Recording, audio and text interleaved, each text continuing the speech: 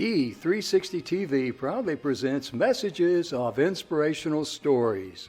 Live streaming now to millions of devices, including Roku, Apple TV, Amazon Fire TV, Android TV, YouTube Live, Facebook Live, with your host, Donna Guinois, producer and host, Jim Grant, producer and host, along with Michaela Vidal, administrator and host, and Gaia Guinois Balconi Wada, editor-in-chief.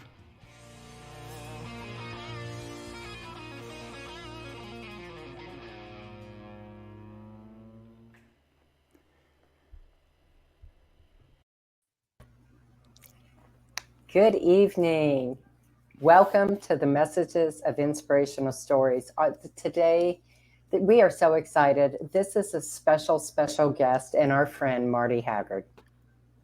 Yes, ma'am, we are, Donna. You know, of all the shows that Donna and I have done, and we've done 5 or 6, as I have to say, but really, you know, all the shows that we have done, this is probably the most important show we've ever done. Because it absolutely is. Yeah, because we're reaching out tonight for all the combat veterans who are not a member of the VFW. We want to let you know we've got some great information here about membership, benefits, and all that. And Mr. Marty Haggard's with us, our friend. And I tell you right now, to be able to have this honor, to have them on our show, all the wonderful guests and Marty, it's really it's a blessing for us, isn't it, Donna? It is. And, you know, as we've said on previous shows, Jim, of course, is a Vietnam veteran. I myself didn't serve, but my father was a full colonel in the United States Air Force. So we come by it very honestly, and it is in our blood, you might say. Yeah. So we are all about to reaching out, helping, and encouraging anybody out there who's on the fence to join. There are resources out with the VFW that are huge, and they are there for you. They certainly are. And our message we want to get out to the veterans out there is that you're not alone. And only the members of the VFW, they can relate to what you're going through because they've been there, they've done it. Absolutely. And I just can't wait to bring Marty on stage with us here and do the introduction with Marty and all. But you know what, Donna? What an honor and a privilege it is for us to be able to say on behalf of Marty, you and me, that when they see the, you know, donate to the VFW or join the VFW banners or the marquees playing down there, 100% of the funds will go directly to the VFW. Right. Marty has been so kind as to say, I don't need anything. I'm here for the veterans. I've seen Marty a couple of times live, and, you know, we know he's been on our TV show a couple of times, your radio show, my radio show, and every single time Marty gives a shout out to the veterans. He appreciates you. Yeah. And so with that, I'm going to push the button here, and I'm going to let you welcome Mr. Marty Haggard to the show. Mr. Marty Haggard, welcome, and thank you so much for being here. Oh, I wouldn't have missed it for the world, you guys. Yeah. Marty, you had a few struggles to be here, didn't you? I mean, you're almost on board. What'd you say, that the computer or device you're on is older than you are? Well, I said that I think that we may have used this computer to film The Last Supper. It's been around so damn long. And on top of that, I don't even know how to turn it on. And but every device we got in this house got blown up. Easter Sunday, we got hit by a bolt of lightning. See, I figure either Lucifer did that or my Father in heaven did that, trying to get all these tools of Satan out of my house, and he succeeded. I tell you right now, we had to work hard to get everything back together just for this, and it's not a struggle. You know, the way I look at it, we lost stuff, but I guess it's better not having nothing to lose. Absolutely. Well, we want to thank you and your beautiful wife for, going the extra mile and finding out, dusting off the old computer and hooking it up to be here. Yeah, we really appreciate Not a that. And be sure and tell Tessa I said hello, and I appreciate her because she is just a wonderful, wonderful lady. She really is. And you know, You're Marty, right about that. the thing that I really impresses me about you and your dad, Merle Haggard, is that you and your dad both just love this country, and you love the veterans and appreciate what they do and how they served. And I'd like to give you an opportunity just to say a few words, how you feel from your heart. Just the mic is yours, brother. Well, I'm a lover of people. I'm a Mhm. lover of freedom, and freedom is the key. The Bible says that Jesus died for freedom's sake, and Mhm. freedom is a powerful thing. It's a God-given gift, and Mhm. man, Satan's trying to take it away at all times, and the evil of the world. The good news is, although we're fighting a war right now to constantly maintain freedom, I got some really good news for you. God wins, and freedom's going to win in the Mhm. end. And but we're in a war. It's not necessarily the traditional war. It's a war that has been raging since the Garden of Eden, at least. Mhm. And Mhm. but long story made short, freedom is a powerful, powerful thing. And freedom Mhm. is what allowed my dad to go from San Quentin prison as a young man that Mm. had got on the wrong side of life and come out of that place with a dream to turn his life around. And within 10 years, he was invited to the White House by the President Mhm. of the United States and honored in that White House. And went from a convict to a celebrated individual in 10 years, and it's only in a country that offers freedom that allows a Mhm. man to go from that low to that high. And but freedom is not free. We know that. Right. I wish I had a dime for every time somebody said that, but somebody paid with their blood into their life, and but it's a it's worth fighting for, and it's definitely like Jesus said. He he died for freedom's sake. Well, good enough for Jesus, good enough for me. Mhm. Absolutely. And you know, in that story, going from San Quentin prison in 10 years' time to the White House, your dad also No. fulfilled to the moon, fulfilled a special request for the astronauts. So please share that with us, sir. Yeah, I guess Dad all through the '70s became close friends with a lot of the astronauts.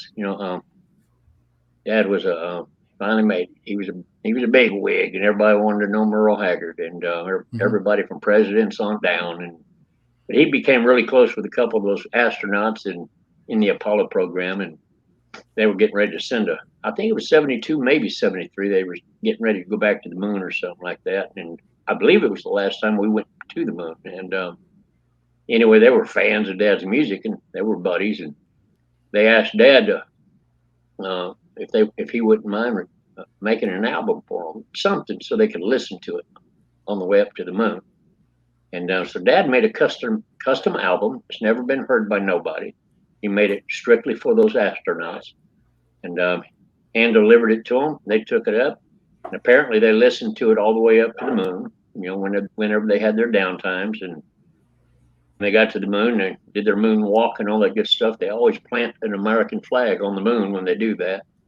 When they did that, I guess they tied that tape or whatever it was to that moon. So that's why I always tell people my dad went from San Quentin prison to the White House to the moon. Only in America can you do that. I love it.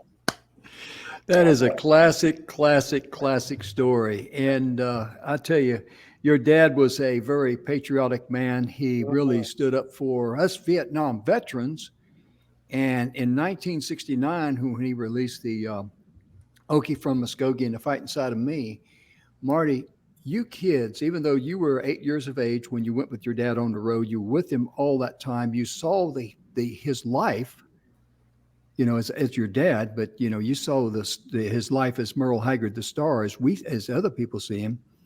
But after those two songs were cut in 1969, the FBI had to follow your family around, didn't they? Yeah, it was in '69, late '69 for Okie, and then Mm-hmm. early 70s for a fight inside of me, and both of them, you know, the Vietnam veterans coming home from Vietnam, and there was a group of people that would be waiting for them at the airport, spit at them and spit on them and call them vile names, and just treated them with such disrespect. And my dad, I just told you a quick story. It was a real quick story of why in the world would my dad not love America and the freedom it offers. And look at his life was a walking illustration of what you can do in this country because of freedom. And he was standing there watching all these veterans being treated like dogs by a bunch of like fighting sodomy song. They love our milk and honey, but they preach about some other way of living.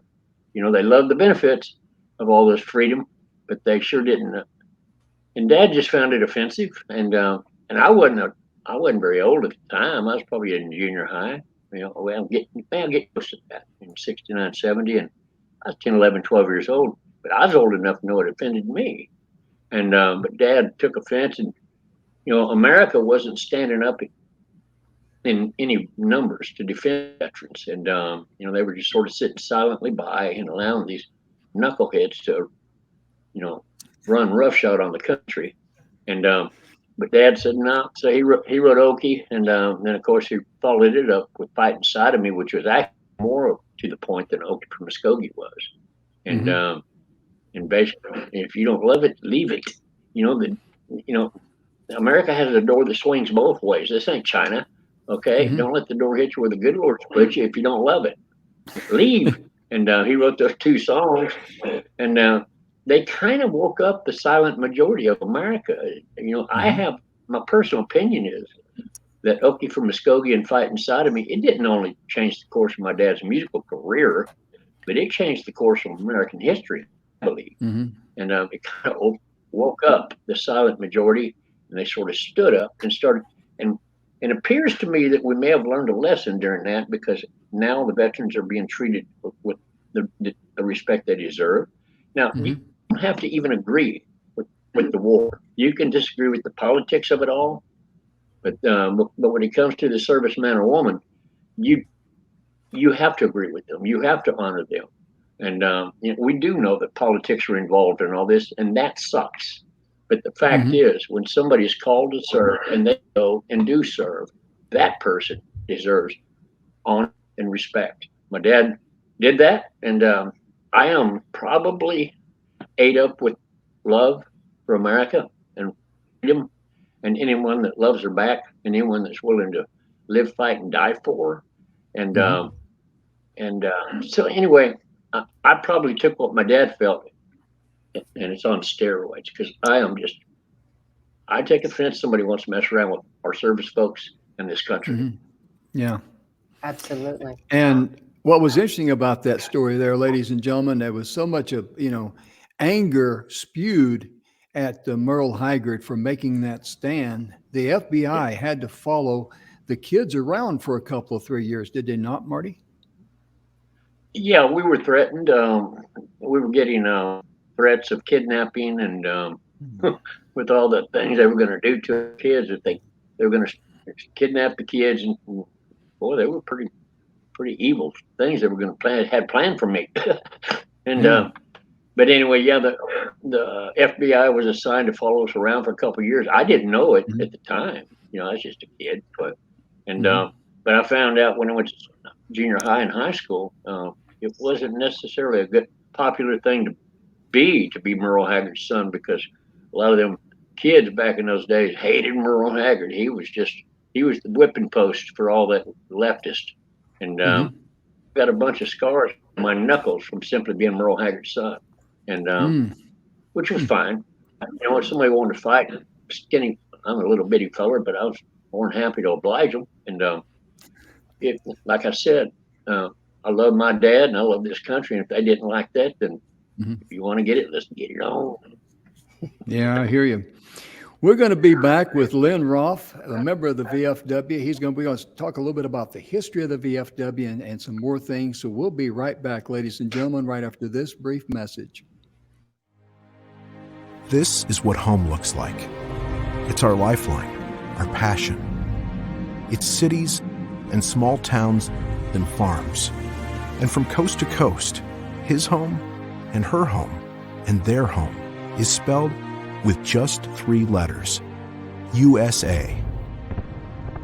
It's the story of heroes, the freedom they defended, the sacrifices they made. 3 letters can say so much.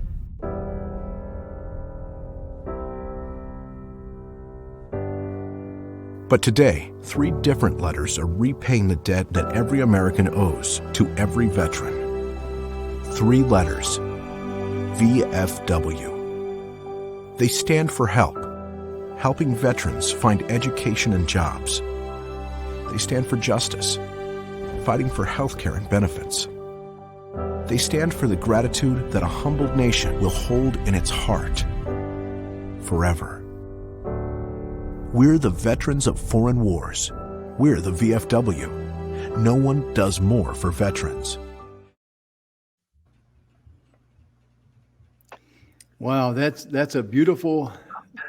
I just had to play that for our opening comment about the VFW.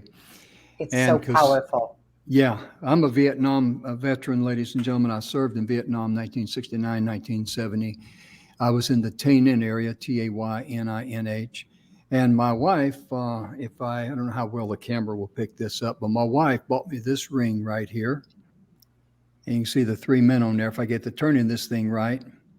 And she got it from, I think, one of those, places where they make rings and stuff like that. And she saw that. She bought it for me on my birthday. And I wear that ring all the time. And people ask me, what college you go to? I said, you wouldn't believe me if I told you. And I served in the Tay Ninh area. And Tay Ninh was well known at that time. It was nicknamed Rocket City. And then I was there 6 months. In my last 6 months, I was over with the MACV Team 90 there in Tay Ninh East. And if my previous commander is watching us, Captain Robert Satter, sir, it was a pleasure to serve with you. Appreciate you tuning in. And he was a wonderful commander. And now it's time for us, Donna, to introduce or bring Mr. Lynn Rolfe to the show. Lynn, yes. Welcome to the show. Thanks for having me, everyone. Yeah.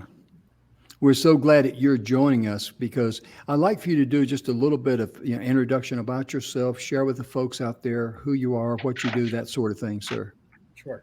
Thank you. Well, first and foremost, I'm a military police commissioned officer. I left the military back in 2005 after numerous deployments over to Iraq. Just felt like it was time for me to figure out what I wanted to do. I was struggling a lot. Wasn't quite sure where I was going to go, but I thought I could make a go as being a professional hunter. And of course, didn't do very well with that. And but what I did find was more struggles. I really went to a dark place. Really struggled with substance abuse. I was working on Fort Leavenworth for a couple of years at that time. And I had a young sergeant major that noticed the signs in me that I needed help, even though I didn't think I needed help. So he snatched me up and we started doing some PT, brought me down to the VFW. And I slowly found a home within my local post here in Leavenworth, Kansas. Gave up all the substances that were killing me without me even realizing it. And slowly started climbing the ladder in the VFW from post commander to district commander to state commander. Became a conference chairman, and then this opportunity came up at national headquarters to become the national programs director. Kind of a big culmination, and really believe that based on my life experiences that it's prepared myself to be able to help veterans and community members and be able to shine a positive light on how great and how powerful our Veterans of Foreign Wars as an organization truly is, no matter what people may think. Wow.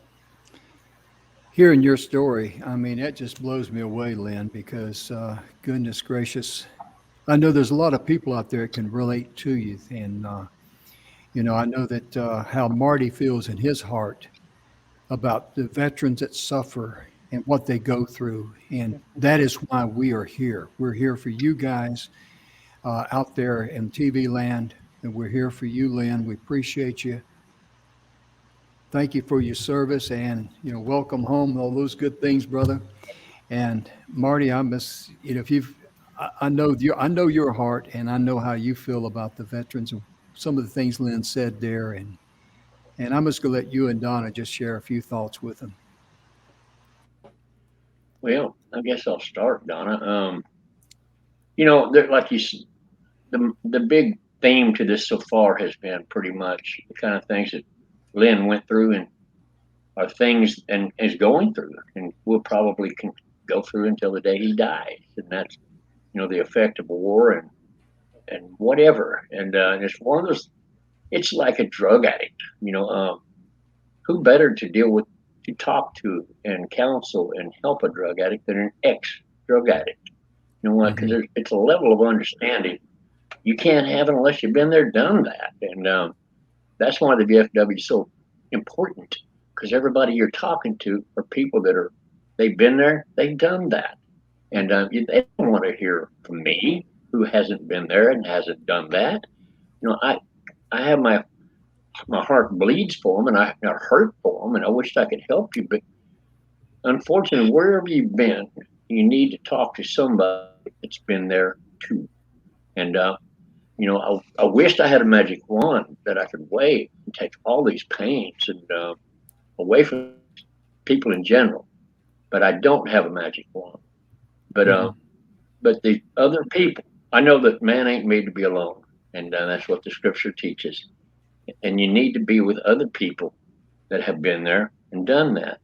And all it does is other people get you to talking. And that's where the real cure for anything that ails you is going to come from the inside out, not outside in. Absolutely. And but the counseling or the fellowship with other people that have been there and done that, you're going to find out that all they're going to do is motivate you to talk and get things out of you. And that's where the cure is going to take place. That's where the solutions are from the inside. I have a little saying. My saying is, the longer you look for the truth outside yourself, the further from the truth you're going to get. And hanging out with folks that have been there, done that, will get you to talking, and the answer is going to come from the inside out. Absolutely. Well, Lynn, I would like to thank you for your service.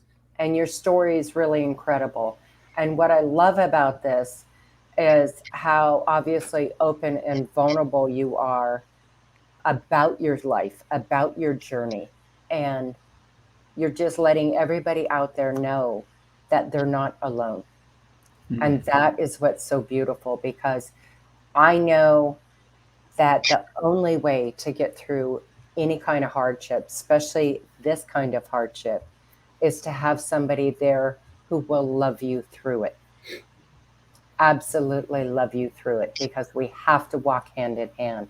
And the VFW is there and has the help in place that a lot of people don't know about. A lot of people don't know about. And I can't thank you enough. And Marty, I love your saying. That is, I've not heard that one from you before. That is amazing. And I'm going to have to try and remember it. It's very easy. If it came out of me, anybody can do it. It really is. And Lynn, we were going to talk a little bit briefly about the history of the VFW. It actually started it traces roots back to about 1899 during the Spanish-American War. And many of the soldiers, when they came back, they were sick and wounded.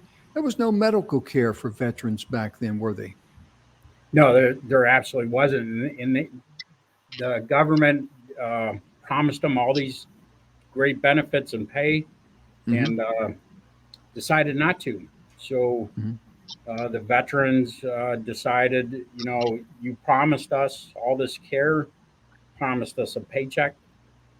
We're gonna hold you accountable, and rallied the troops to get our government to listen to them, and that is our true identity of the Veterans of Foreign Wars, is the strongest legislative advocate for veterans and their family members. And I tell a lot of people all the time, especially a lot of my soldiers and fellow military officers, they want to know, why should we join the VFW? And I tell them, we're your union. You can't speak. We're able to fight for you. Yeah. On Capitol Hill, and there's no greater advocate than the Veterans of Foreign Wars. Absolutely. And Donna, one of the things that I like to encourage the veterans out there is just try the VFW for 1 year. We got their, just go to vfw.org. They put up a special website, 360 Join. Just go to the VFW, website, and please join. Try them for 1 year. And I was not a member for many years, and then I decided to join. I don't really know why I decided, but I did. And I was a member for several years and never had much involvement with them. But in 2016, I decided to become a lifetime member of the VFW. It's an honor and a privilege to be a part of a very elite group of Americans who understand you, who love you, who appreciate you, and they like you. So I really encourage you to just try them for 1 year. Get to know the folks at the local post. Get to understand some of you're the program's director, Lynn. I mean, there's a lot of things that people can do to give back to their community and also to participate in there. Absolutely. We pride ourselves on the vast majority of our programs. We touch from left to right, from our youth programs. We've got an incredible scholarship program where a student can win up to $30,000 at the high school level. That helps parents immensely towards college tuition. And then we teach them, how to treat the flag. What do you do when you see the flag? How do you fold the flag? How do you render proper respects when you see the flag? And then our veterans get into those classrooms and tell their story about their service, and potentially, fight some of the rumors that are out there about service. I've got a future stepson that I tell all the time, if it wasn't for the military, I would not be here right now. That's for sure. So it gave me a guiding light personally, and it allowed me to figure out myself. I grew up really fast, especially going to Korea as a young lieutenant, being in charge on the JSA. There's no bigger responsibility than standing face to face with the enemy, looking back at you at a fence.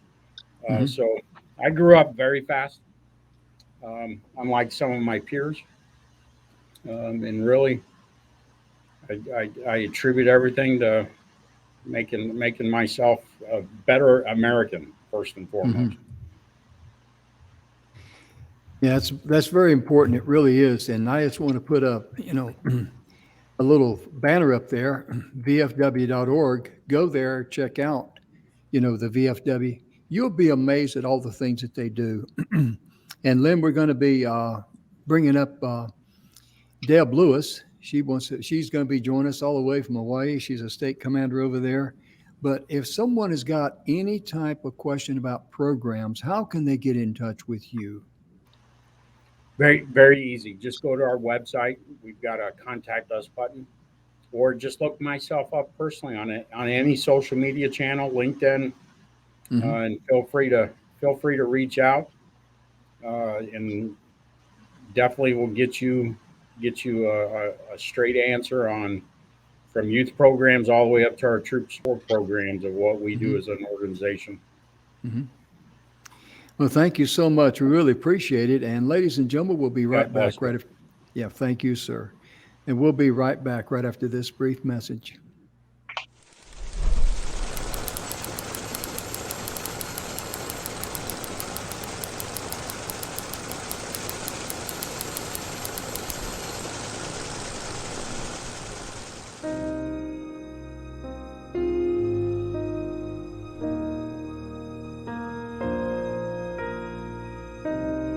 You can tell a person war. They have no idea what you're talking about. They think they do. That's like a mother trying to tell a daughter what it's like to have a child and you've never been pregnant yet. It's just, you'll never forget it.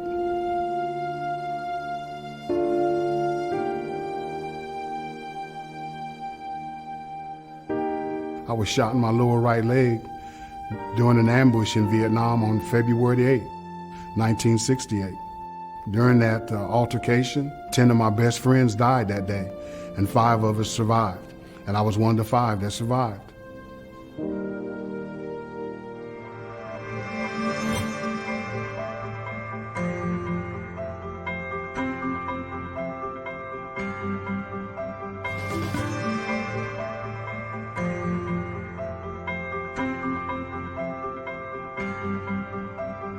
I was home in bed sleeping, and I got a telephone call from the headquarters of the claim division saying, "Is this Gregory Allen Gordon? We'd like to notify you that your claim has been accepted." And I just put the phone down and cried. And I do remember hanging the phone. I said, "Thank you and God bless you." And he said, "No, thank you."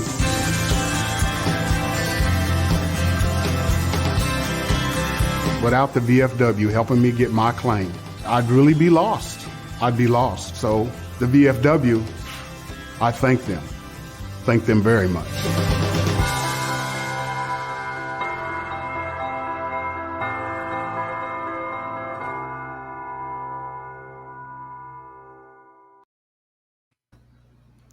Wow. You know, I love these, that, you know, every one of these that we're showing is all about how the VFW gives back. Absolutely. And Marty, I tell you right now, just listen to that man talk. He just really, he touches you deep down inside, doesn't he? Yeah, the words are words. Yeah, and you can't even put a finger on what he said necessarily. It's a combination of, you know, I think it's your spirit bears witness with people, and you hear and see things. The words themselves may not even have said, and when it comes out of the heart, comes from a source of pain, and you know, it's hard to explain why nothing that he said was in itself probably, if you just isolate the words and put them over, read it, it's not going to read that big a deal. But when you look at that man talking, there's something in the eyes. And, you know, Bible talks about, see, I'm a Bible guy. You know, the eyes are the window to the soul. And there's so much pain in the eyes. And that's why I said earlier that, you know, I can sympathize with that man. I can hurt that man. I can do a lot of things for that man, but I cannot go where I've never been. And therein lies the VFW's great, the biggest contribution, helping that other gentleman that we just seen on the screen get his deserved benefits is great, and it's wonderful. Right. But there's nothing more that VFW is going to do more valuable than to bring some of those people together. That they can only help each other in a way. Now, I can't help none of them guys like they can help each other. Sure. And they need to come together, and the VFW is a great place to bring them, get them to talking. And they're not so much, it's not what the other guys are going to say to that man that's going to help him near as much as what the other men get him to say. Right. And get them to talking. like I said, from the inside out, not outside in, but the outside will help pull the inside out. And, that's why it hurts me so deep. People, anybody, not just our veterans, the children of the world, there's so much pain out there. Absolutely. And if I could wave my magic wand and make it all go away, I would, but I can't. And maybe what hurts me the most is I know for a fact I can't help certain people in their situations. I'm doing my best here to try to get trying to get these guys to come together to help themselves. Right. Absolutely. Because only they can do it. I have a limited ability to help. There's no limit what somebody that's been there and done that can do. When you come together, all of a sudden, it's like that chain only exists if there's links in the chain that are connected. Well said, Marty. Well said. And Donna, I know you listening to that man's, his words in his eyes. I mean, I know you were just really, he was just really touching your heart and your soul. Oh, yeah. Oh, yeah. Because, it was a lifeline. It was a lifeline to him. He needed that, and he got the help that he needed, and it is in place for him. And I'm sure once he found, that he got that, he reached out and realized, oh my gosh, there's so much more. Right? There's so much more. There are things about the VFW, and of course, I'm very familiar. I've known about it my entire life. But when I did my research, I did not realize the depth in which the VFW has, right? All the different programs that they have. And it's immense. It's immense.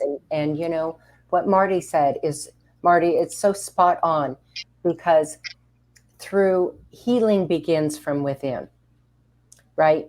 But like you said, you need to heal with somebody who knows the pain, who knows words have to come out. Words are the door. Yep. Those words flowing like a river. When words that flow like a river, where rivers flow, things will grow. And I'm a musician. Made my living playing music since '79. My whole life, been around it my whole life because of my dad, and then my own music and good grave country music, especially. I mean, I could probably give you directions by the BFWs I've been to. I played more BFW halls than you can shake a stick at. You kidding me? That's BFW halls and country music go together like Mutt and Jeff. You know what I mean? Well, when you got a song, every one of my. When your dad had that hit song, well, it was never released as a single, but that song "Silver Wings," I mean, hello, that's the Freedom Bird, my man. Yeah, that's the that Freedom song Bird. was the single most requested song I've ever got. I still get, and I've had repeated testimonies given to me by veterans that during that song's history, or the Vietnam veterans, I can imagine how I would have felt if I was stuck in that foreign place, in that hellhole, in that circumstance they were in, and so far away from their loved ones and home. And here's this song. I would imagine that song. I can't imagine why that song may have had just as much an effect on the soldier as Okie from Muskogee fight inside of me. Because good grief, how do you think that those boys were dreaming about getting on a plane headed to the house? I can't imagine that was an everyday, all-day thought. Absolutely. Oh, yeah. We were all living for the day we get back to the land of the big PX. That was one way we expressed it. But the Freedom Bird was very alive and well there. Yeah. Yes, sir. Yes, sir. And songs like that, they enabled us to escape a little bit from what we, our life there was, you could not tell a Thursday from a Sunday over there. That's just the way our life turned. And I'm going to invite right now the young lady from Hawaii, and she's a retired colonel. And ladies and gentlemen, she pulled rank on me in a hurry because I'm an old school guy. And I was talking about the auxiliary, and I just said ladies auxiliary because I didn't, she says, no, it's the auxiliary, Jim. It's the auxiliary. We cannot live without them. So I stand corrected. And for all you wonderful people out there in the auxiliary, I apologize and thank Deb Lewis for taking the slack out of my chain. How are you doing, Deb? Aloha, everyone. Very honored to be with each of you. It's Welcome, our honor Deb. to have you, Deb. It really is.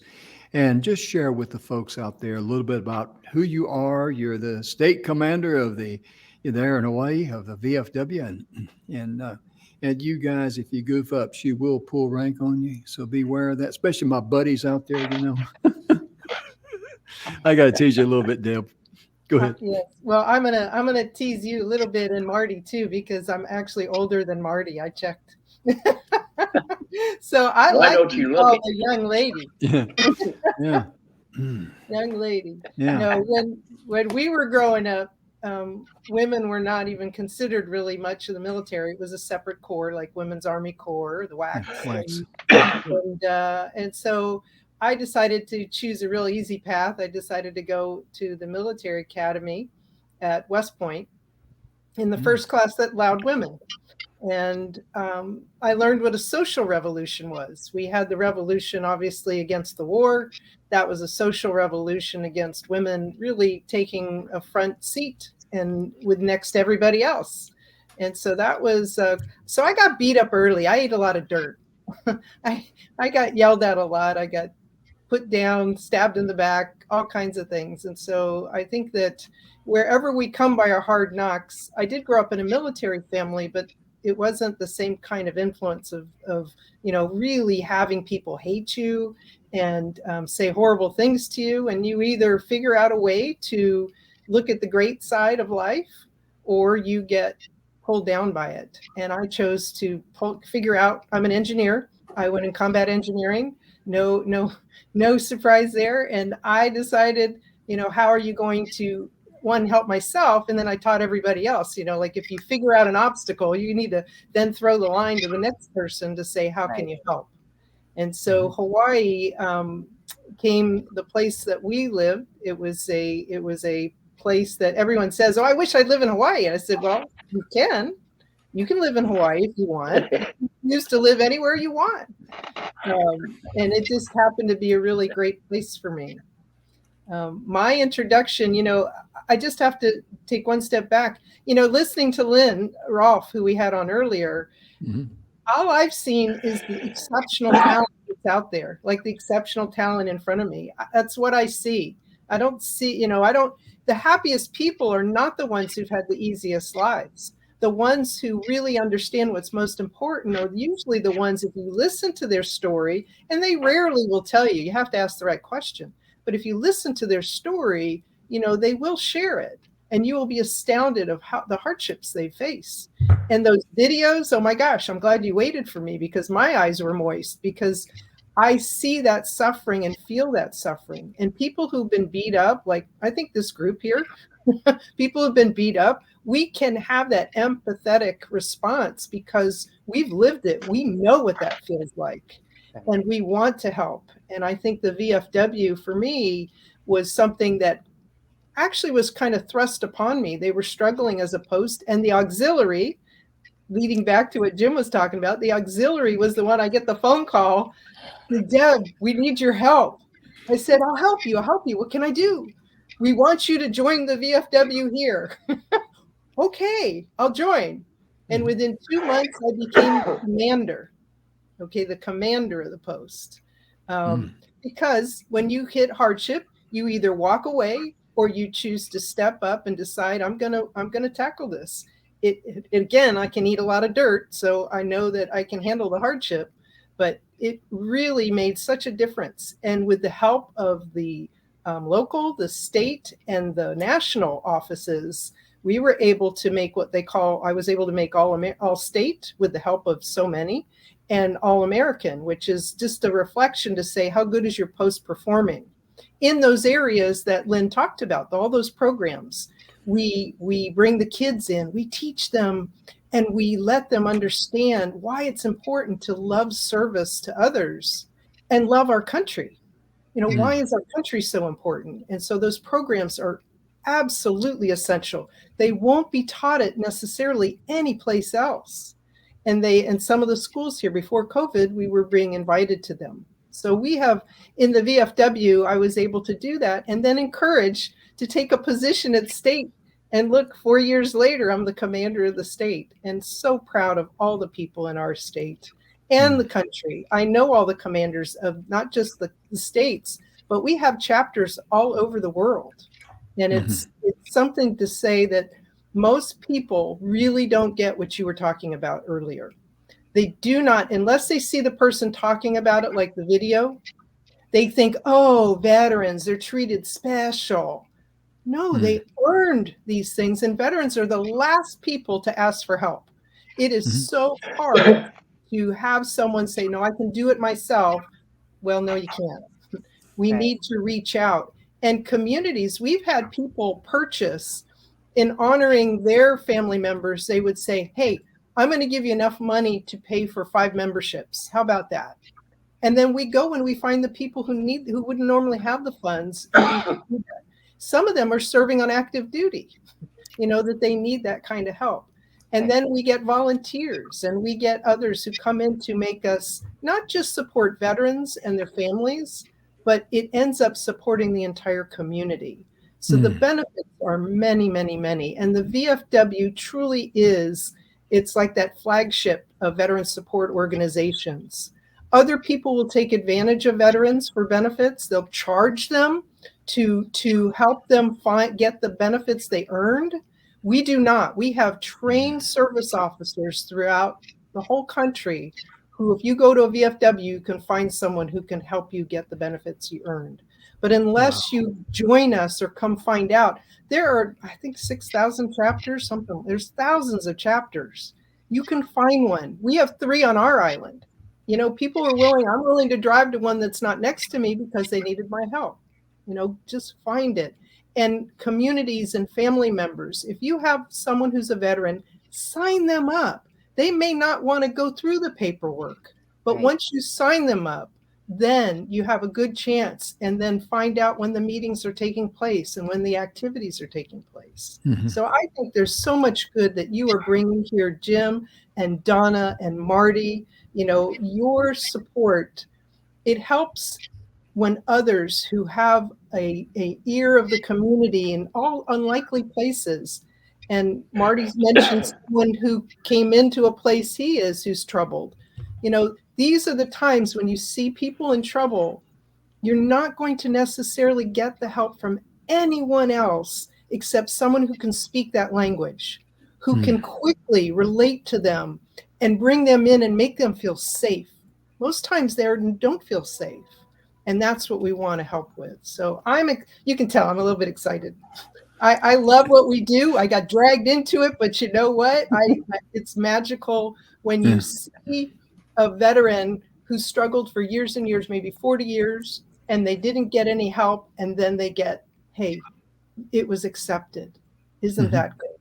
And the last thing I want to say is the veterans today, the VFW testified this year, our boss, Commander Fritz Helchek, he testified for an hour, and large part of it was making sure that the veterans who suffered, every war has had something we've been exposed to, Agent Orange or something we've been exposed to, and we're fighting for the right to be able to be assuming we're going to be exposed to something in combat and conflict, whether it's gases or something.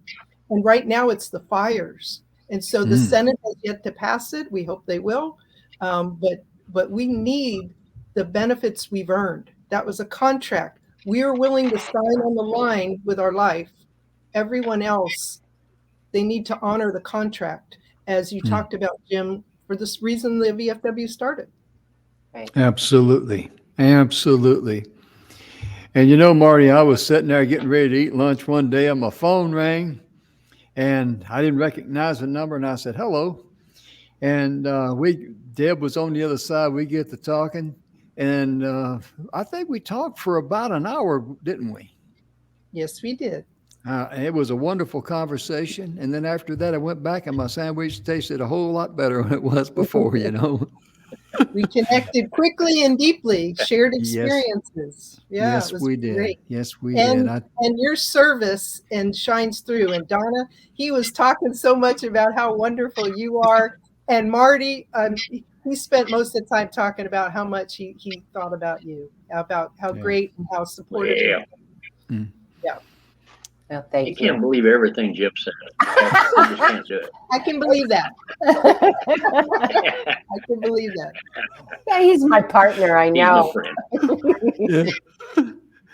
Oh my goodness. Yeah. Well, Deb, I would like to personally thank you for your service. And, you know, I think it's a divine thing that the universe placed you in the path of your calling because it shines through. It shines through when you talk about it. And that is such a beautiful thing that you're in your place, you're in your calling. So, you know, thank you for everything you do, not just for Hawaii, but for the VFW at large. Thank you so much, Donna. Yeah. Absolutely. It's, And my father served in World War II, in Korea, and in Vietnam. And Marty, his birthday was June 18th. His birthday is June 18th. He's a good man. He's a doggone good man. Yeah. He's going to be 96 this June. Well, bless his heart. yeah.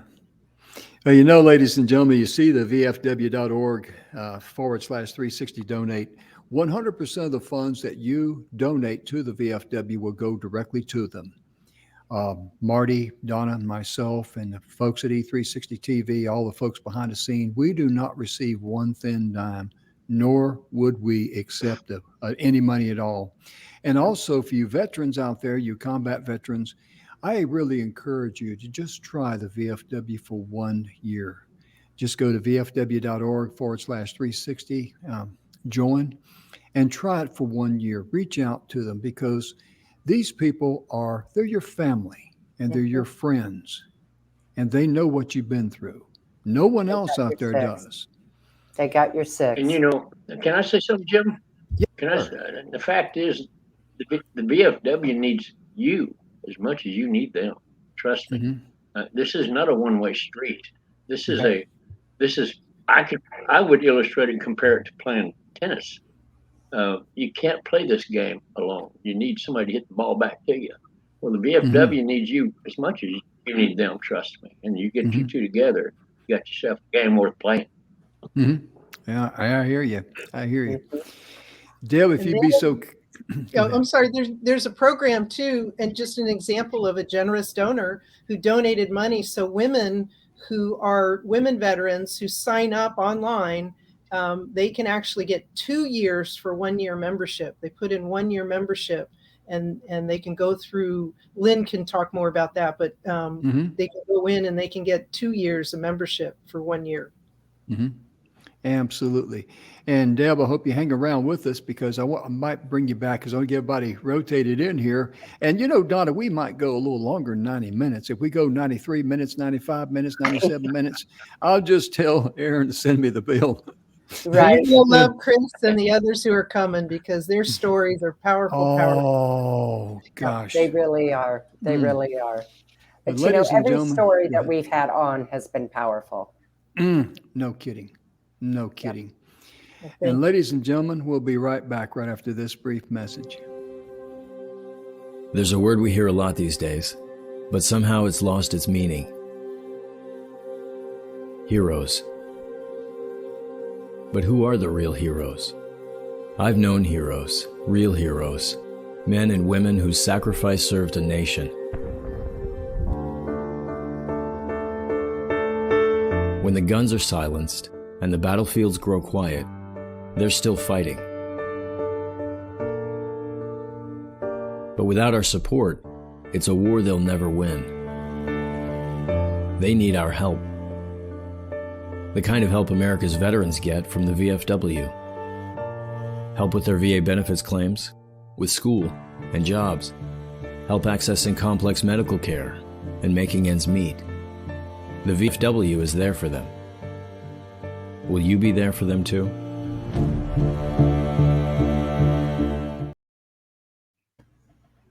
Wow. These are so powerful. These are Yes. so incredibly powerful. And what I hear in every video, it isn't just somebody talking and narrating. I hear the emotion. I hear the authenticity, and I hear the love in every single one. You know, Marty, after seeing a video like that, it's kind of hard for me to even, start talking a little bit, because seeing that guy that, lost part of his, his leg there and all, my goodness gracious. It really touches me deep. And you know I what might it does? say. You know what it does for me, because I wasn't there. I didn't experience all that. And like I said earlier, what in the world am I going to say to that man? I don't relate with where he is in any way, physically, emotionally, all the stuff. And hence the reason why we're here. There are some people that do relate. And, right now, they're waiting for you. And everybody wants to help you get some help. But, there's nothing. Marty Haggard, I ain't been to that war. And I didn't lose a limb. I ain't going through what you're going through. Do I hurt for you? Yes, I do. More than you know. But there's just nothing I can do that somebody's been there, done that, can do. And like I said just a minute ago, believe it or not, when you get this ball rolling, get into the VFW, start rubbing elbows with other people that have been there, done that. You're going to, and it's going to serve both sides of the fence. And there's no one can relate to it except the man or woman that's been there, done that. Right. And that's where the VFW, it's, everybody's looking for some great big fix to help these veterans. Like I've got a couple friends over here at this place, the sniper fellow that suffered deeply. And my wife's father, Tony, he was part of a small group of men, a reconnaissance team over in Vietnam, and he told me some stories. Make Rambo look like a stinking wimp, and Tony needed the VFW, and I wish I'd have known more about this then. I would have promoted hard for him to get in there, and that's what my friend over here needs, and that's why I'm going to get some information from you guys at some point, so I can maybe get him where only some people that won't relate. And I'm not one. I want to do my part as much as I can to help. But those people need somebody else been there, done that. And the VFW is nothing but a bunch of people that have been there, done that. Right. Absolutely, Marty.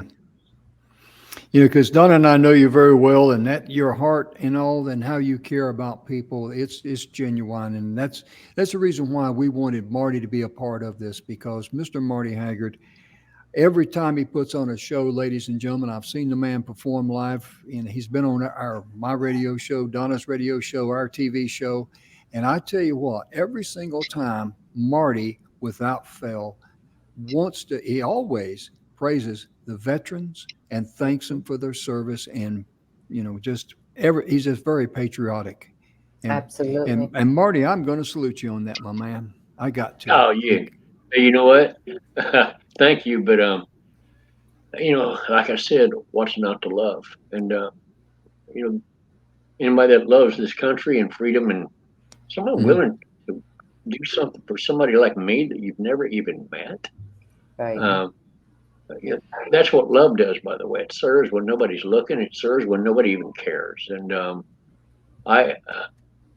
to not at least mention, I love love, and I love freedom, and anybody that loves it. I mentioned them. I wish there was more I could do. I wish I could put my arm around every one of the men, women, and people.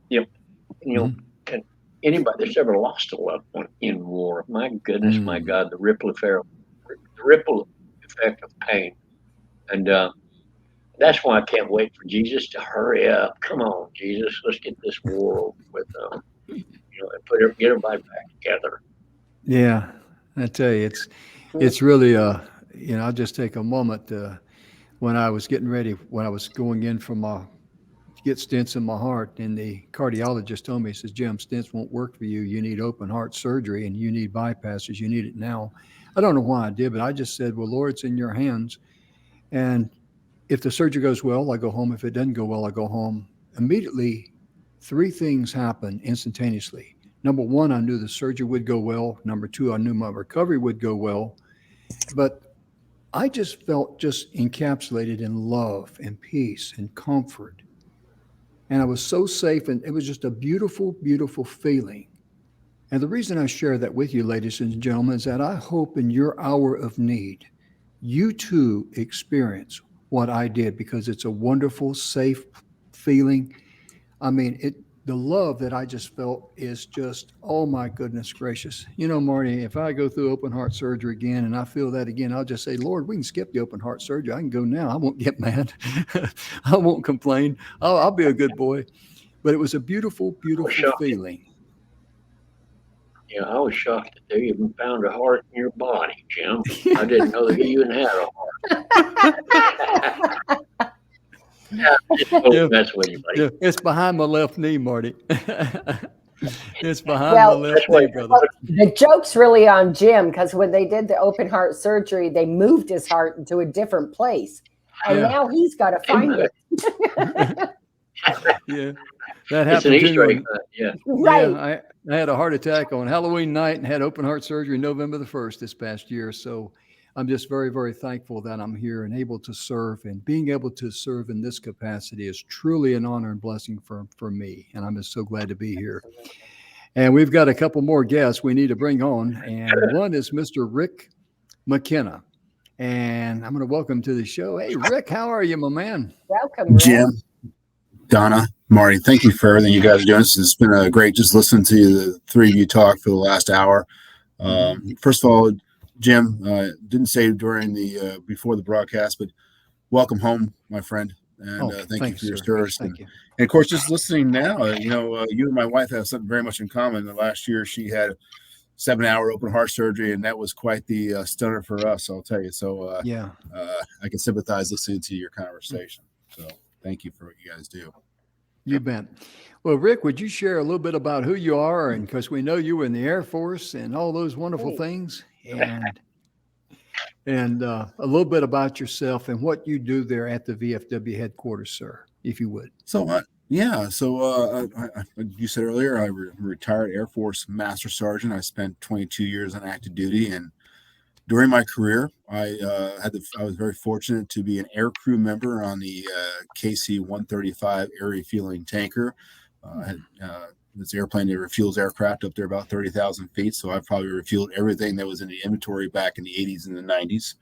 And then a little bit later on, I went to I joke, I always say I went to the dark side to become a recruiter, to recruit young men and women into our services. And so I really enjoyed that as well. I did that for 10 years and wrapped up my career about 15 years ago. And ironically, is listening to the different stories, especially listening to Lynn and all that, like I said, I spent 22 years. I got out. The first thing I did when I got out, I went out and I taught junior ROTC at one of the local high schools in the Kansas City area. And I really found out that really wasn't a passion of mine. I was struggling to figure out what is next in my life. After 22 years wearing the uniform every day, not worrying about what I had to wear to work, because I knew exactly what I wear to work every day. It was a complete culture shock. It really was. And luckily enough, I went a different direction in my post-Air Force career. I got involved in the veteran service world about 11 years ago. I worked for the state of Kansas, helping veterans transition themselves into employment. And then I left that job and went to work for another veteran service organization doing similar work. And then I've been here now at the VFW headquarters. Last month, I hit the 5-year mark. I'm now the Deputy Director of Membership. We're responsible for the retention and recruitment of our membership base. And so I think the background in recruiting fits very well into what I did in the Air Force and now what we're doing in the VFW. And it's ironic. Listen, just taking notes while everybody was talking. And the great thing about our programs, everything that Lynn talked about is specifically done by our membership base here in the VFW. Like you, Jim, being a lifelong member of the organization. By the way, you realize when you became a life member in 2016, you then became a lifelong stockholder in our organization when you did that. So thank you for becoming a life member. But it's members like you that go out and you promote these programs that Lynn was talking about, the Patriots Pen, the Voice of Democracy, the Unmet Needs program, that when veterans and their families are struggling. Ironically, when I joined the VFW, I had been out of the Air Force almost 9 years. And one of the things I did not realize, how much I needed the VFW. One of the things that I think one of the best ways that maybe Deb touched the edges of it, so did Lynn, was that when we served in the military, obviously Deb's retired colonel, Lynn did a number of years, former captain in the Army. You become part of a tribe. We learned over the number of years that we're in that we rely on each other for both to carry on the mission, but the support for each other, both emotionally, family. We're so interwoven.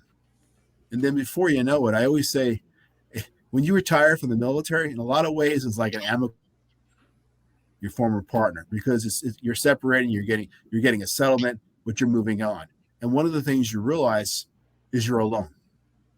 And it has a direct impact that you don't realize. And as you're going through these transitions after the military, you're struggling to figure out what it is. And then finally, when I joined the VFW in 2016, I joined my post in Lenexa, Kansas, which I'm also now the senior vice commander in charge of membership. What a shock that is.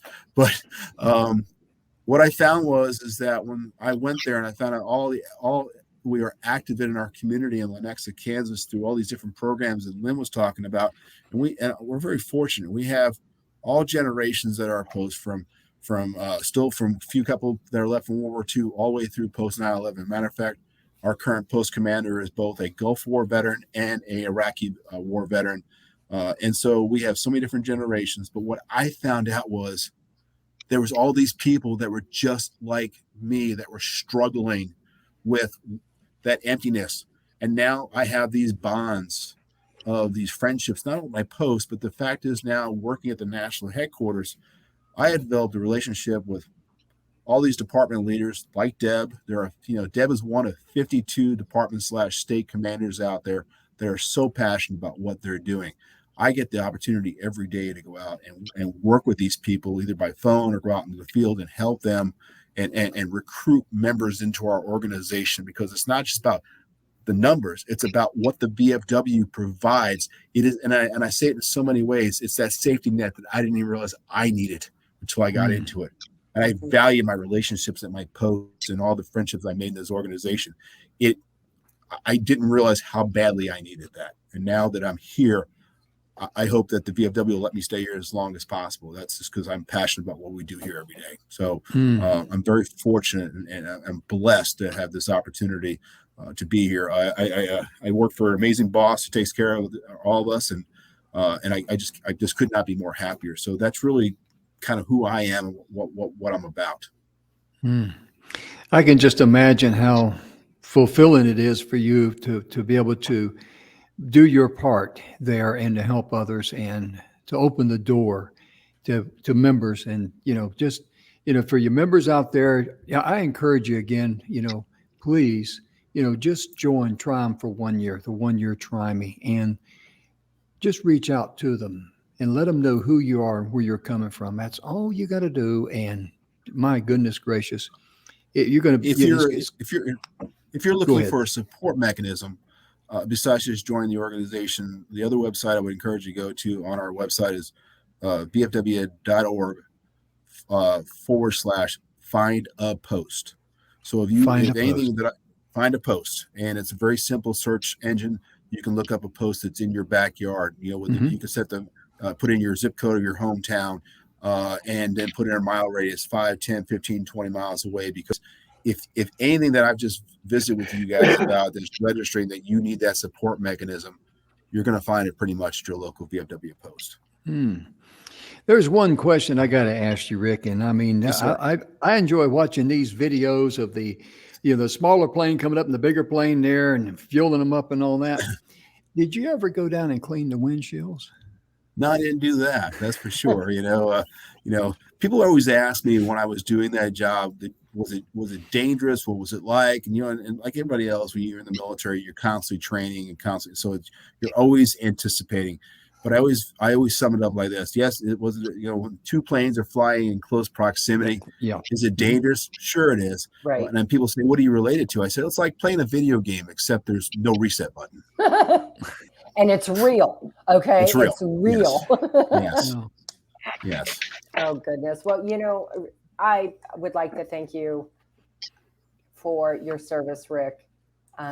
Every one of you have such an amazing story. And again, it isn't always, like Marty said, it isn't always the words, although I hear the words, but I don't hear the words as much as I feel your message. I feel the message, and it's so important. And Jim and I both, as well as Marty, are such big proponents of supporting our veterans of the VFW.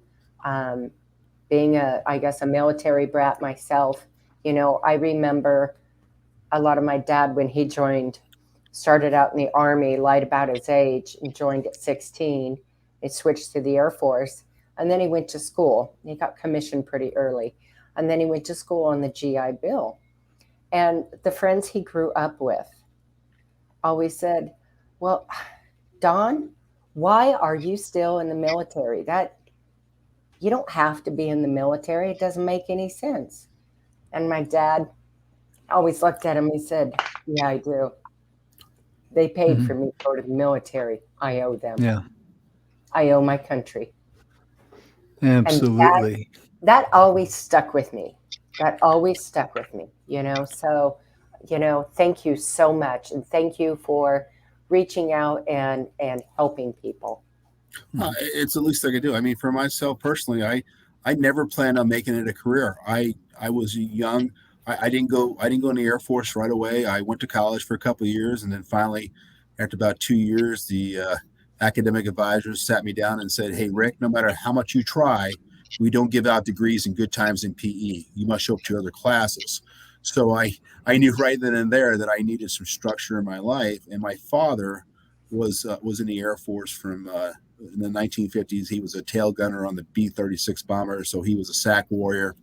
Lucky enough, I became a SAC warrior, and so I actually thought I was going to do 4 years, and then I decided once I got into it how much this is what I needed in my life. And I'm telling you, it was the fastest 22 years of my life. It really was. And one of the proud things I get to say today now is that I'm a proud father of a third-generation Air Force member. My son is a firefighter in the Air National Guard here in Kansas. So very proud of that fact. So yeah. And so, yes, you're right. I needed to do that, Donna, and I wouldn't have traded it for anything. Nothing. Beautiful. Thank you.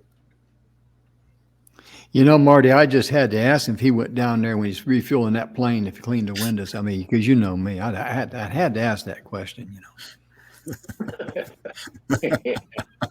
Yeah, I'm pretty, somebody asking, is that dangerous? What a dumb question. I mean, it's like, good grief, you don't have no fender benders in the air, dude. No, you don't. The have is a big boom. Yeah, and unfortunately, I hope whoever asked that question. Go ahead. I was just going to say that unfortunately, those mishaps do happen from time to time. I did lose two very close friends of mine back in the 80s. And it really had nothing to do with air refueling. It was other issues with just normal flying. So, but yeah, it's like everything else. They say flying safer than driving a car, but sooner or later, your odds are always somehow stacked against you. Yeah. Well, like I said, you don't have no fender benders in the air. If you have a problem in the air, you're probably dead. Okay. Well, Rick, I hope you can hang around. Yeah.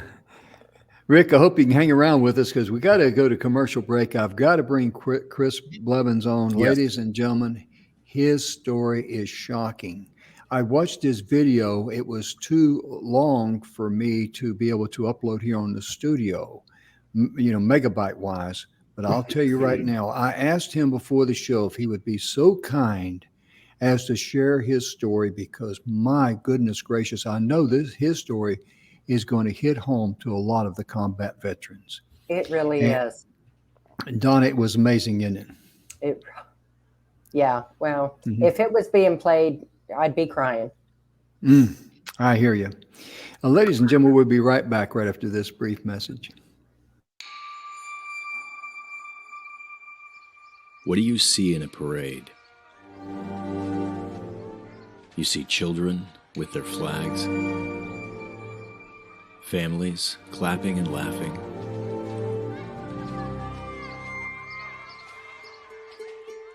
What do you see when he walks by? Do you see his struggle, his path, his fight? Do you see him? When he walks alone. When he stands by himself. But he stands knowing the force of the VFW, America's largest organization of combat veterans, has his back. We are the VFW, and no one does more for veterans.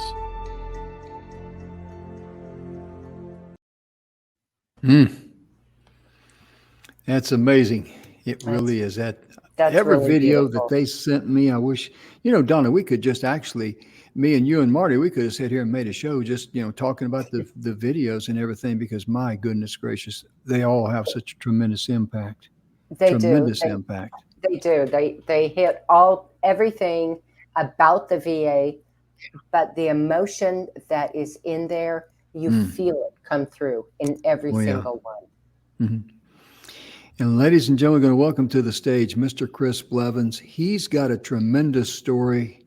Chris, as we visited before the show began, I wasn't able to download your video, but oh my goodness, what a powerful story you have. And I asked you if you'd be kind enough to share that with the folks. So, sir, the stage is yours, please. Yes, sir. Thank you for having me. I'm going to try and get through this without getting too worked up about it. So I did 14 years active duty, 3 years reserves in the military.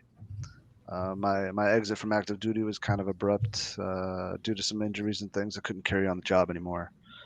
And I found myself in a real tough spot. Got out, from the time I got notification I was getting out to the time I discharged was about 2 months. And I had my at the time she was my fiance, she's my wife now, and our two little ones. My youngest was just newborn that year, and then here I am out on the road by myself with my family. We relocated here to Texas, and from there we were living down south. Hurricane Harvey hit, so we had to evacuate where we were. Came up here to San Antonio, and things just kept going downhill from there. Quickly found myself in a position where all the money I had saved was gone. Couldn't find work. Didn't have anywhere to go. Went from one hotel to a less friendly hotel to a less friendly hotel. And on the night that I was going to, it was my last night in this hotel room. I was about to be homeless, essentially. I had nowhere to turn, nowhere to go. Pulled in the hotel parking lot. Reached into my glove box, pulled out my pistol. Thought to myself,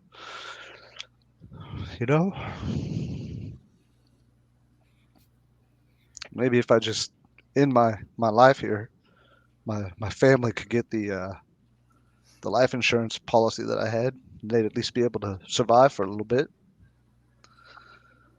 So I sat there and contemplated it, pistol in hand. And As I began to lift the pistol, I looked up for a split second, and the hotel room door opened. And there's my wife and my son. I couldn't let them see that. So I put the pistol away. Didn't say anything to my wife. Walked inside, and she told me, we got some mail today. It came from the VFW. I said, okay. I opened up this letter, and inside the letter was a handwritten note from Lynn Rolfe and a check from the Unmet Needs Program. I don't know how they had found out about my situation, but they gave me enough money to pay for my hotel, put food in my kid's stomach, and it gave me a chance to breathe, lifted my head up above water just enough so that I could take a breath and say, okay, where can we go from here? And then I got my my disability rating back that same night. And like that, everything kind of opened up. My pathways cleared, light, came out of darkness, and I was baffled. I didn't know what to do, what to think. A couple months later, somebody from the VFW reached out and said, "Hey, you were a recipient from the Unmet Needs Program. We'd like to hear your story." I told that lady, I said, I hope you're sitting down because I've got a story to share with you.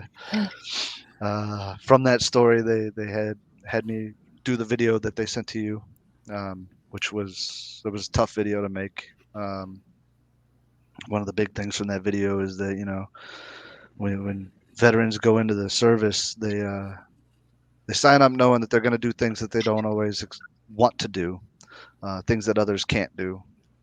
And you don't really think about it when you serve and you go to war and you're asked to do things that nobody else does, and then you come home and that's the tough part. That's the part nobody thinks about. What do you do with what you did? How do you go on? How do you put that away and move past it?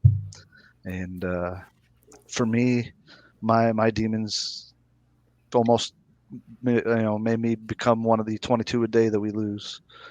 I was almost that statistic, and I'm glad that I wasn't.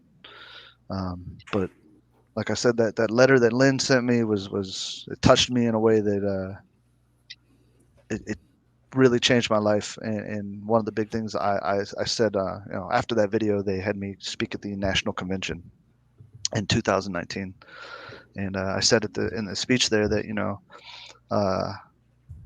the VFW didn't give me a gift. They gave me back to my family as a gift. They pulled me out of darkness and gave me back and said, hey, here he is. And that to me was the big driving force behind me wanting to become a member of the VFW, because they didn't know me. They didn't know anything about me. And they took the time to smile some kindness on me in a way that they didn't know how it would affect. And so for me, it's more of that was done for me. I have to give back now. I have to do something to make that small kindness worth it. And so there's Lynn. I owe that man a lot, and he has no idea. Lynn, I had to bring you back on after hearing that. I did not realize how involved you were with Chris's story and all that. And Donna and Marty, I tell you what, just listen to Chris's story.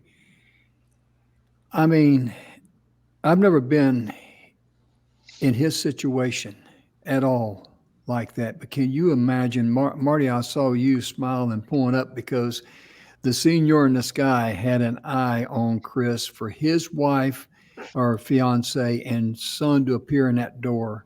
That was a signal that says, not yet. I'm not done with you yet. And well, you know what? I I know who knows who's listening to us talk, and who knows. I'm sure there's a lot of people out there that don't even buy into this Jesus thing, and that's okay. In time, he's going to prove his truth to you too. and no one can prove his own existence more than he can. I can tell you, but he'll show you. And the story that Chris just told me, from the time I was born, old enough to remember, we were born in a boxcar. My dad was in San Quentin prison, and he come out of there and he didn't go straight to the stinking music world. My life has had its ups and downs, but I've known him since an early age. The best friend I ever had, my invisible friend named Jesus, and over the period of my 63 years now, I'll be 64 in a month or so, and over that period of time, he has proven to me his existence. He's real. And when Chris was talking to us, when he was talking about, I don't know how they found out about me, Chris, I've had that happen to me multiple times in my life where out of left field, an answer to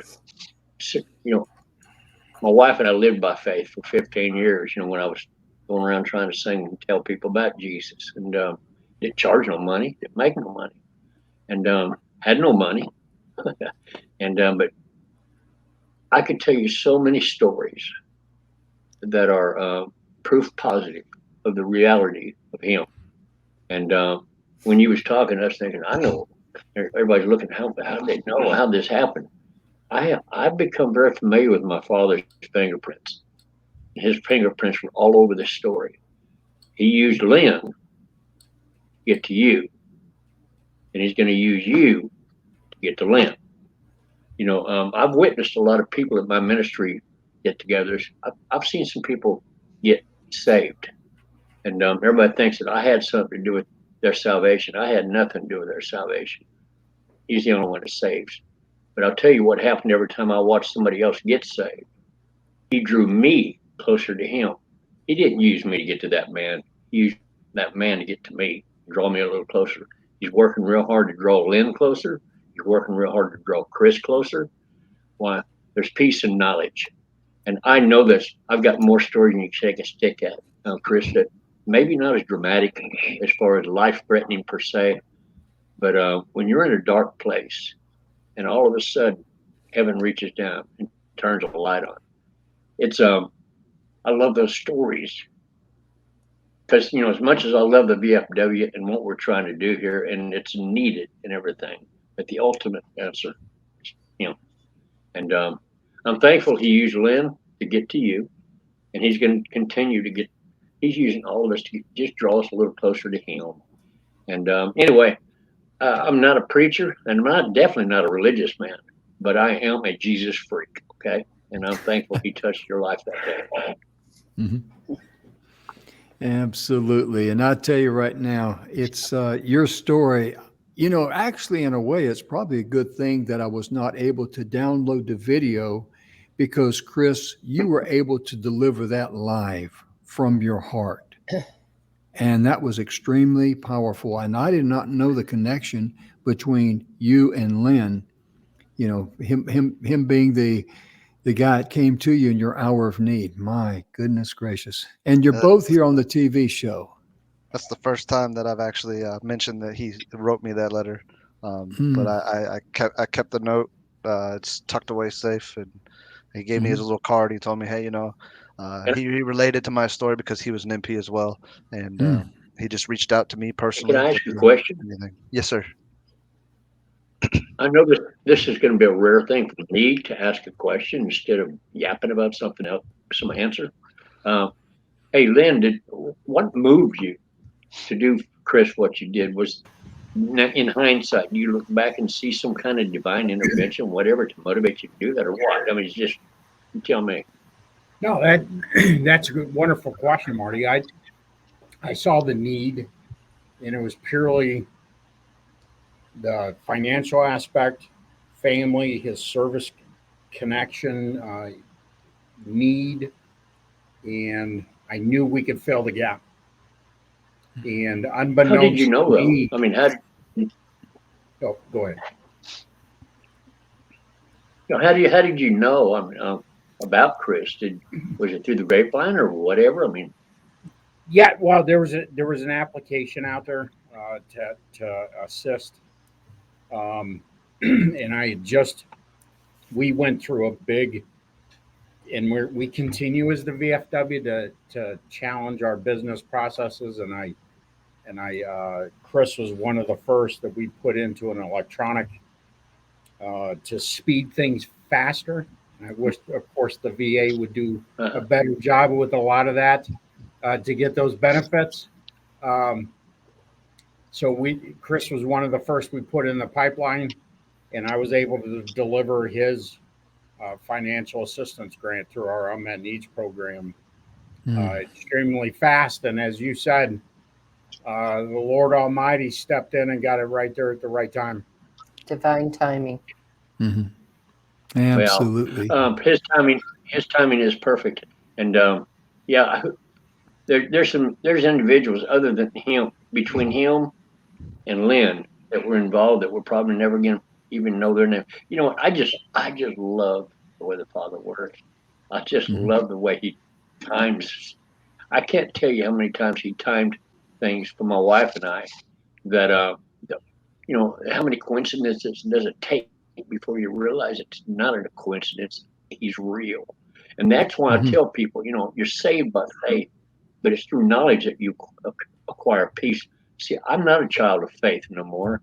I am at this point, after all this constant activity in my life in such a miraculous fashion that only he can take credit for.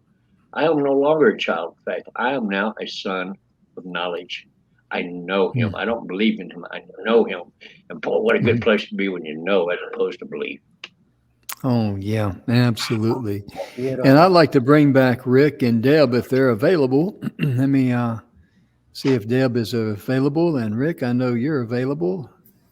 And let's see. Let me get Deb we got back enough for a on good there. band here.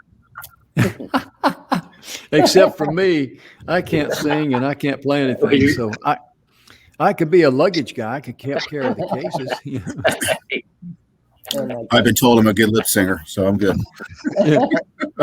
Well, Marty, it looks like you're singing after all, buddy. There you go. And I got a couple requests. I don't mind the so singing there you part. go. As long as we get a couple girl background singers, I'm good. Yeah, I tell you, it's really been a wonderful pleasure for us to be here with you tonight. And my goodness gracious, Deb sent me a message as unmet needs stepped in to help our veterans affected by the lava flows of all vets over there in Hawaii. And that's amazing. That's an amazing thing. I mean, they're just eager to help. There's heaven again. Yeah. Absolutely. We were able to ask, and ahead of many of the other agencies, they lost 700 homes were destroyed by the lava flow eventually through May to August. And VFW, we put the call out, and our State Department worked with National and came and delivered the checks. And unlike many of the other organizations that kept sending people home to get more paperwork, come back, once they demonstrated they were a veteran, we quickly issued the checks to the people because they needed the funds. And I'll get all choked up myself, but it was to see how it affected them because they just didn't expect it because they'd already been told no, not yet. And they were struggling. Many of them there were quite a few lost everything. I mean, everything. And it was the unmet needs, and it was also the VFWs from across the world stepped in to send us donations. So when you hear of these disasters, that's what's going on behind the scenes, or the VFWs mobilizing. So any donations going to help, you've heard the stories. That's what's happening. Any kind of support to offer could be just labor. Maybe it's a veteran who did lose a limb and they need help in their homes. A lot of calls that we get here in Hawaii are because veterans, they may have fallen out of bed and the only one they can call is maybe the ambulance. And so veterans and veteran families have stepped in to help. So Every little bit helps. Every little bit helps. Absolutely. It sure does, ladies and gentlemen. And again, we just like to say that if whenever you donate to the VFW, especially if you use this link here, donate to the VFW, 100%. I think you had it up there, didn't you, Donna? There you go. Yes, I did, Jim. And I clicked it off. Donna, good help's hard to find. You know that. I know, buddy. I know. But 100% of the funds that goes, if you choose to donate there, 100% of the funds goes directly to the VFW, goes directly to their website, directly to their bank account. And we wouldn't want it any other way, would we, Donna? Nope, we certainly wouldn't. We certainly wouldn't. And- We've talked about this before. This is who we are. Us being able to be the platform to get the word out about the VFW is honestly the biggest and best show we've ever done. Amen. Because this is what it's about, folks. This is about giving back to our veterans who have given everything for us. Absolutely. And on behalf of myself, Jim, Marty, I'm sure, you know what? Not just, everybody here, Chris, Lynn, Deb, Rick, thank you for your service, but everybody out there, thank you so much for your service and your sacrifice. And Marty, we're so honored to have you here with us, brother, because I know your heart and I know how you feel about this country and veterans. And for you to be here, I mean, it was a no-brainer for us. I'll say that, brother. Yeah, it was a real tough ask. Yeah, it's real tough. There's nothing to thank me for, brother. This is like a hand in a glove. What am I gonna? Any chance I can help? There's not much I can do. If you need me to sing for you, if I thought that would help, I'll do whatever you need me to do. I would lay down my life, put in a position to do it for my friend and my brother and my country, and so to thank me, I mean, I appreciate the kindness and everything, but quit thanking me. I have done nothing. Well, brother, I appreciate you. I love you. I like you, and I appreciate you. You're part of our family. So You are. Yeah, that'll work, huh? Well, ladies and gentlemen, we're a little bit over time, but that's okay. It's good information. Yeah. It's all about the infotainment we provide and not the stopwatch or anything like that. Also, too, I'd like to say that Donna and I have discussed this, and we have offered Randy Law, who is the head of communication at the VFW there, that we're going to be putting on more shows like this for the VFW on primetime at no charge for the VFW. And there's only one condition, actually two. The first condition is for you to attend. Okay, you got to watch us on TV on primetime. The second one is Randy and the team there at the VFW headquarters, they're going to determine the topics, what they want to be able to share with you out there in TV land. And so our position here is just to provide we're the crew of the ship. That's it. Plain, simple, short, sweet, and brief. And while I'm loading the luggage, Marty will be singing a song, entertaining you and all that. But we're really looking forward to doing more of these because the content of the show, my goodness gracious, Donna, we're just very, very blessed to be in this position. We are. And which cat is that? Which cat's that you got? It was Niner. Niner? Yeah, she's got like, 4 cats. I'm going to make my appearance. Yeah. 4 cats. On prime time. That's that Russian blue, huh? Yeah. Hey, Donna, that house you're living in, Donna, that house looks really nice. Yeah. Anyway, I've been looking, staring at you in that house, so I don't know where you live. Nice house. Right? It's a secret, but I'll tell you next month. Okay. Oh my goodness. Well, ladies and gentlemen, we're so honored that you tuned in. It's our pleasure and our privilege and our honor to be wherever you're watching us at on this Saturday night, either on a cell phone or big screen TV or anything like that.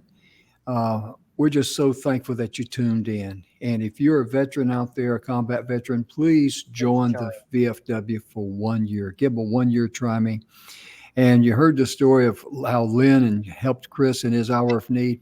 That's what they're there for. They're there to help you in your hour of need.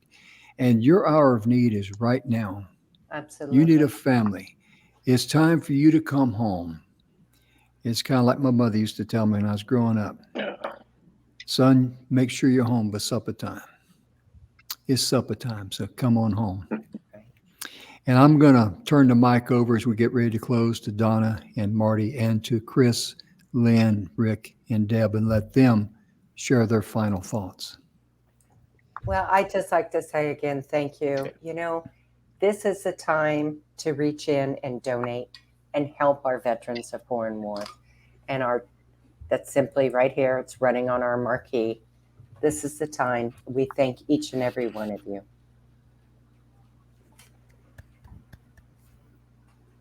Yeah, I've been sitting here trying to figure out which one of the three folks in front of me, other than Donna and Jim. I know them two yahoos, and but Chris, Lynn, Rick, and Deb, which one I would want to meet the most? And you know what, Deb, you got something seriously going for you. It's called Hawaii. Okay, I love Hawaii, and I actually went over there and did some shows for the military in Hawaii back in '84, '85, and actually played golf at the military golf course with the general. But I love Hawaii, and I love ladies. Okay, and so Deb's probably got a heads up on the other three guys. But I want to meet every single one of them. Oh, yeah, that's right. Hey, I'm from Southern California, not Northern California. Okay, and I like girls, but I want to meet and hug the neck of Chris. I want to meet and hug the neck of Lynn. I want to meet and hug the neck of Rick. And if there's anything you guys think, and girls, think that I could do to help you in any way, shape, or form, please allow me to do it. And you know, the only reason it don't happen is if you don't ask. And I love you. I truly salute you. And anything I can do to help, holler. Okay. And if it's physically possible, I'll do it. Thank you, Marty. Absolutely. My pleasure.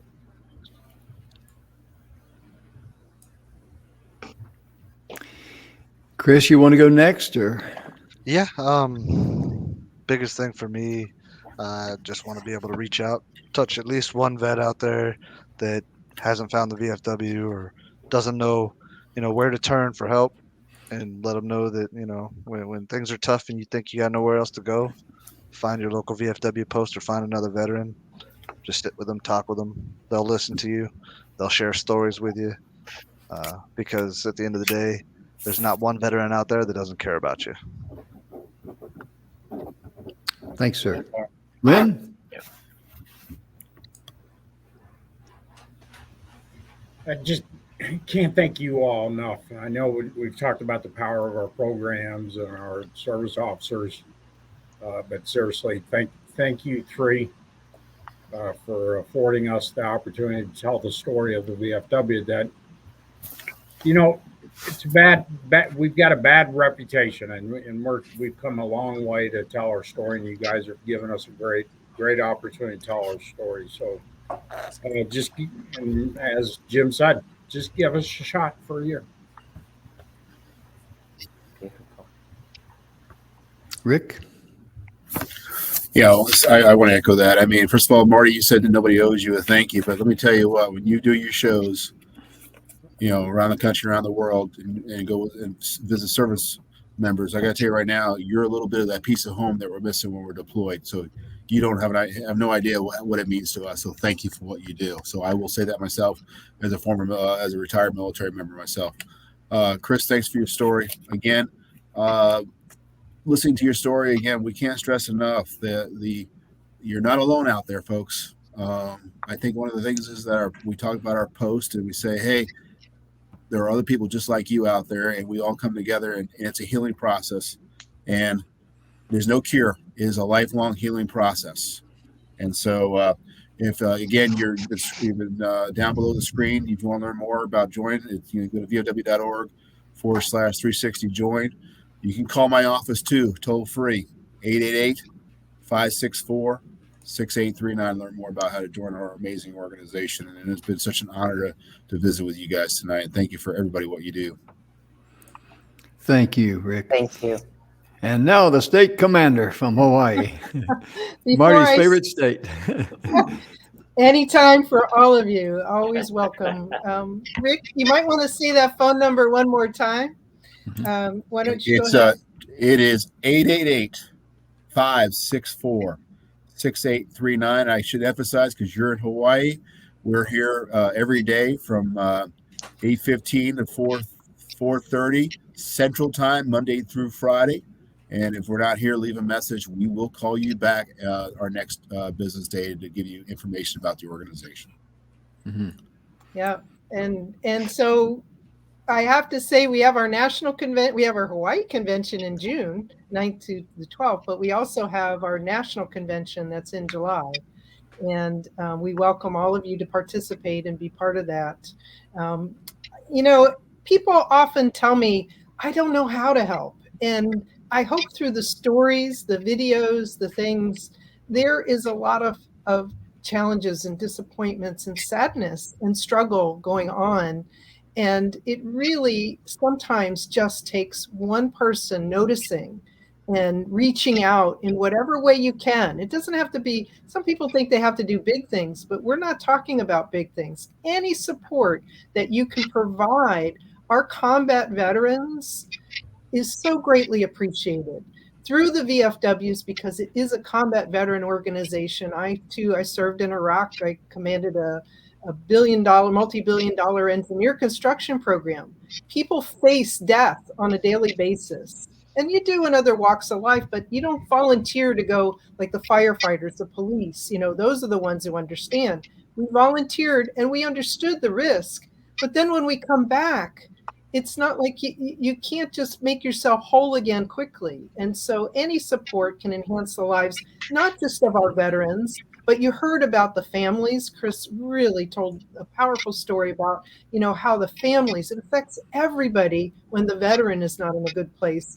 And then it also helps the community, because as you've seen, every one of the people above me, all 6 of you, are incredible talents. Everyone has something to offer and to give to this world. We don't need to cut it short, and we need to give them a platform. And the VFW does everything we can to make that possible. So thank you all for letting me listen to your stories. It's been a true honor. Thank you. It's been our honor to have you here with us. And ladies and gentlemen, Donna and I are going to be boots on the ground May the 5th in Tomball, Texas. We're going to be at the Main Street Crossing.com, mainstreetcrossing.com, and we're going to be filming and watching our good friend Marty Haggard perform there, and he's going to be there. Probably make me cry again. Yeah, he probably will. So bring a box of tissues and laugh. Yeah, and if you're in the area, please go to mainstreetcrossing.com, and I think they still got some tickets left. I don't know. But if by chance you don't, we're going to be live streaming that. And we're going to make sure that the VFW has a special rate in case some of you folks out there in TV land, you want to watch and listen to Marty and hear him, perform the wonderful songs. My goodness gracious, his stories. Oh, goodness gracious. We didn't get a chance to talk about Glenn Campbell, but his dad helped kickstart the career of Glenn Campbell. And I'm going to take a couple of moments and just let Marty share that, because it's such a powerful story about how a friend gave another friend a helping hand. Go ahead, Marty, share it with us, please. Good grief, Jim. There ain't no such thing as a short story with me. When Jesus gets back. Glenn, quickly, I'll try to speed this up. Glenn used to sing harmony on all Dad's records back in the 60s. And he was a studio harmony singer and musician. He played all the acoustic work on all of Dad's classic songs like Sing Me Back Home and Mama Tried and all those classic old country songs. And that was Glenn doing all the guitar work and all the harmony on every record up until 68, 69. And anyway, Glenn, one time I was there when it happened. He came in to sing harmony on Mama Tried. I was 9 years old. Glenn come in to do his vocal part on the record. And after he did his thing younger, he looked at Dad as an older brother. Dad was successful.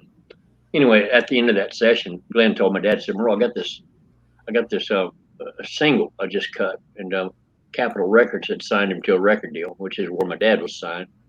He said, I'd like to play it for you and see what you think.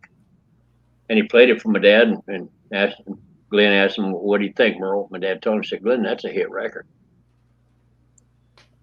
He said, well, how did you guys do it back in the older days? He said, because Capitol Records ain't promoting this record. He said, they put it out. They're not really promoting it. It's not doing anything. He said, is there anything you can do to help me figure out how to get this record out to the people? Dad said, yeah. He said, I'll tell you what, get yourself 2,000 of those singles and of that record. He said, come to Bakersfield, which is about 100 miles from Los Angeles. He said, and we'll show you what we do. We do it every time still. He said, Capitol promotes my records, but because I'm doing pretty good. But he said, we still do what we did when I first started. He said, I got a new single coming out next month. He said, it's Today I Start Loving You Again was the name of the song, which turned out to be a classic. He said, what we'll do is we'll put your record in with that record. He said, I'll write a handwritten letter to all these disc jockeys in the country. We send them out to every disc jockey, 2,000 radio stations. He said, and I'll ask a simple request to do me a favor and give your record a spin. And of course, Dad was a big star at that point. Of course, he sent that out, and the disc jockeys started playing that record, and the people started responding. And that record was By the Time I Get to Phoenix, and the rest is history, as they say. Right. And Glenn was off and running and becoming one of the biggest stars in the world in the next year or two. Every record he sold put out after that, 5 in a row, were multi-million selling records. But yeah, my dad, his manager, my dad's second wife, and the whole family packed up By the Time I Get to Phoenix out of our garage in Bakersfield, sent it off to all these radio stations throughout the country. And but Glenn and my dad remained friends through all those years, and Dad was partially responsible for the success of Glenn Campbell. And because Dad told me, he said, Glenn Campbell's the most talented man I've ever met in my life. Somebody's got to do something, get that kid out there. Mm-hmm. Nice. Yeah. That's so beautiful. I love that story. Yeah. That's what I love about that story, because this is what we do. You always do what you can, the resources, the tools that you have in your hand to be able to reach out and help others. Merle certainly did it, and Marty has done it many times in his life, and Donna does it, and all of us do it. And this is why we created this TV show to air on Saturday night and to be on prime time. We were scheduled for 90 minutes. We're going to hit close to 2 hours, but that's okay. I will tell Aaron there at E360 TV, it's all Donna's fault. Yep, I'll take the heat, buddy. Yeah, I got you. No. Yeah, we have a good rapport with them there, and putting out this kind of, this type of content. It was the content that was the quality, not the time, because that's what it's all about. And in closing, Deb, thank you so much for tuning in with us. And, it's just an honor to, for you to be with us. Your story is incredible. I enjoyed, visiting with you that hour, and it was a wonderful time. Didn't seem like an hour. It seemed more like about 15 minutes or 10, but it was a wonderful thing. Aloha. Rick, thank you so much for being with us, taking the time out of your busy day to be with us. We really appreciate that. And, you're sharing with us what you did in the Air Force there. I was kind of disappointed, though. You didn't clean the windshields when you was refueling those planes there, in the midair, Air's a little thin out there. Yeah, I hear you. I hear you, brother. I hear you. And Lynn, my goodness gracious, the job that you did there with Chris, oh, goodness gracious. You answered the call of duty. And influence from the senior in the sky, as I like to say. Mm-hmm. Great day. Just think how, the good Lord picks someone in their hour of need and says, hey, I've got a friend of mine that's here to help you. Lynn, Divine thank you so intervention. much. And thank you for being with us, brother. Chris, your story. Oh my goodness. I'm so glad you were here, brother. Thank you, sir. You touched a lot of people's hearts out there. There's some combat veterans out there that can say, hey, That's I me. can relate to Chris. Mhm. And Chris, thank you so much for being here. Thank you for having the courage to share your story. Thank you for letting me tell it. Yeah, our pleasure.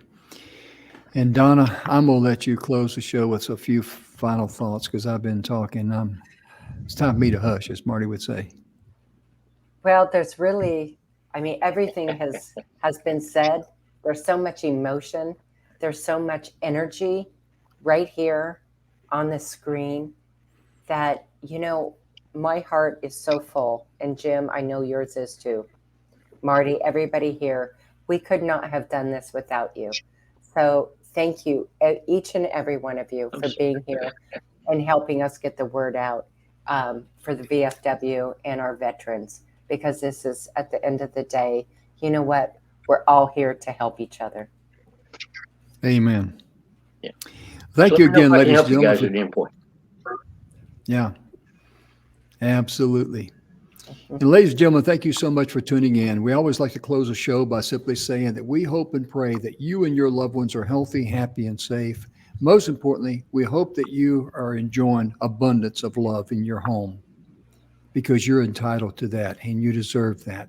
And we hope that you will always remember that you are special. Love yourself first, then you can love others. And as Donna likes to say, be sure and give yourself some grace. Absolutely. Because that's very important. Forgive yourself of mistakes that you may have made down the pathway of life. We'll see you next time. Thank you. Bye-bye. Bye-bye.